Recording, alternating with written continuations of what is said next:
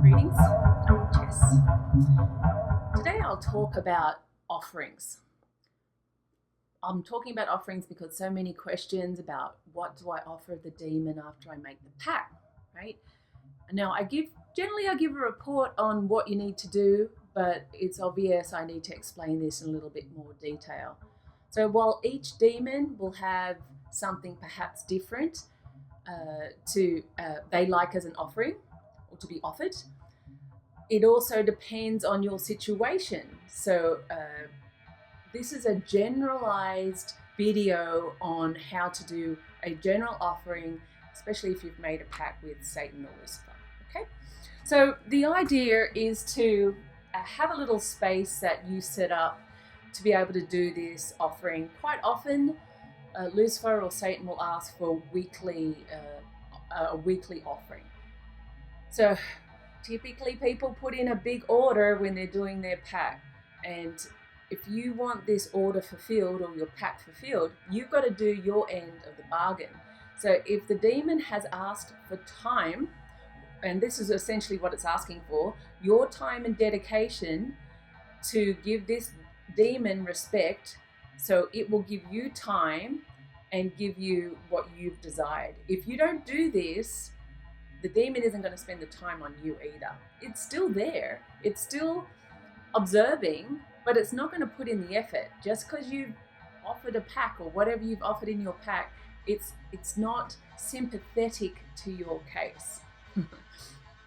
It's going to work with you as long as you work with it, all right? So what you should do is set up a little space so you can actually do this offering. Here, you're going to have a couple of candles. Now, candles are really good because candles are the air element, and it's going to help create a little bit more energy in the room.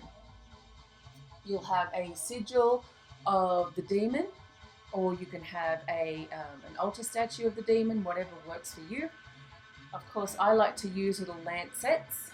These are the best way to actually get a drop of your blood. Sometimes people say you use oil. The greatest offering is a drop of your blood. And I think everyone who is in demonology understands that. And I like to use a black candle, such as this type of candle. The reason why is that because it's going to take depends on you and the work you're doing, probably between 5 and 20 minutes to burn down. And that's enough time for you to do this weekly dedication.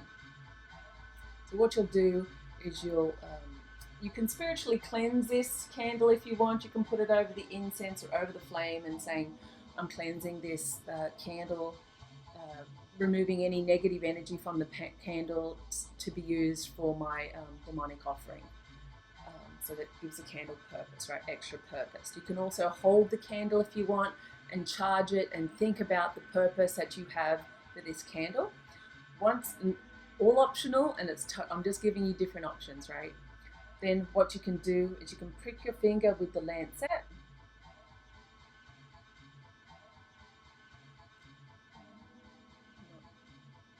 I'm not being too generous in my blood today. You went in probably too deep. You don't want to push it in too deep because it doesn't seem to maybe it's just me today.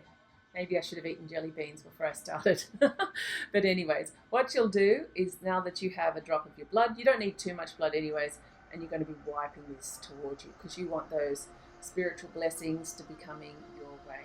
Okay. Now that it's charged and it's been some more. Charged and dressed, you're going to light this candle. And as you light the candle, you're thinking about the intention of the work. And so you're giving praise to Lucifer for honoring your pact, for being in your life. What else you want to say is totally up to you. And you can spend this time either chanting the demon's end. So for Satan, Lucifer, keep saying that over and over again till this whole candle burns down. You could be giving praise You could just be in quiet meditation. But what you're doing is actually giving time towards honoring your pack. Okay? So that's that. Simple as that. So that could take, as I said, between 5 and 20 minutes, but you do that every single week. Some questions you might have. This altar space, you may not be able to set this up in your home. Perhaps your partner doesn't approve of what you're doing. Perhaps you're with mum and dad still. So you can set this up on any type of object. It doesn't have to be a permanent altar space. It just has to be a dedicated space towards this purpose. So whether it's a shoebox that you put all of this stuff in, you shove it under your bed, you pull it out.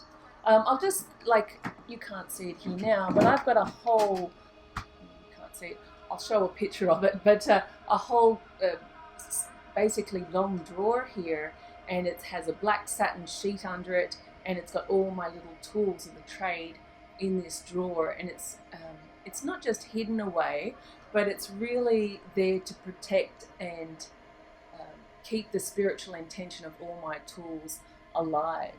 You know, all my different wands, for example, and so forth. They're all in this drawer, packed away and respected and protected.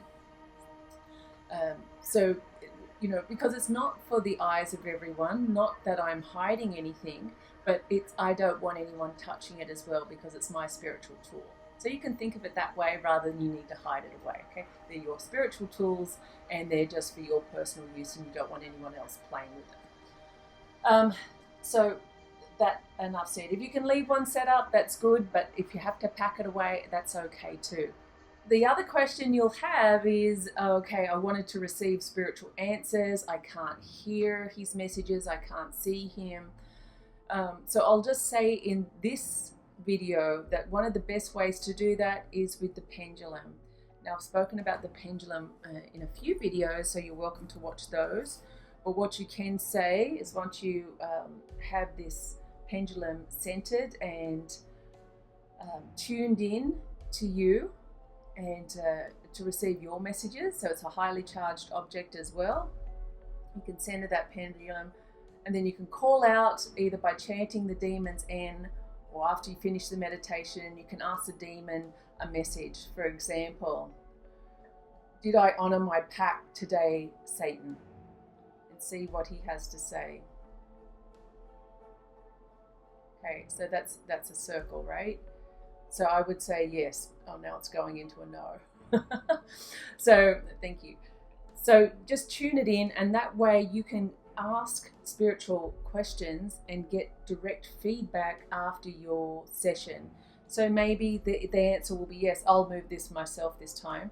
If it's a yes, generally it'll come back big. This is highly charged for me. May not come back as with such a big swing for you. Maybe the swing for you will just be a small one. Okay, that's okay. You can get pendulum mats. It's not necessary, but what these can do is help you focus in on the yes, the no, rephrase, for example.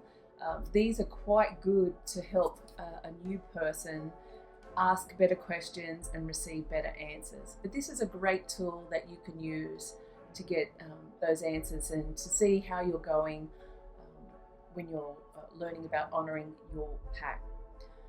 The other thing I want to say is that when you make a pact, whether you receive the messages or can hear the messages or not, it doesn't mean that your pact isn't valid. It's valid as soon as it's released. As soon as I burn that paper and it's released, or you burn your paper, your pact paper, and it's spiritually released, it's done. And so be it. There's nothing more that you can do about that. It's just up to you whether you honor your pact and you receive the benefits of honoring that pact or not.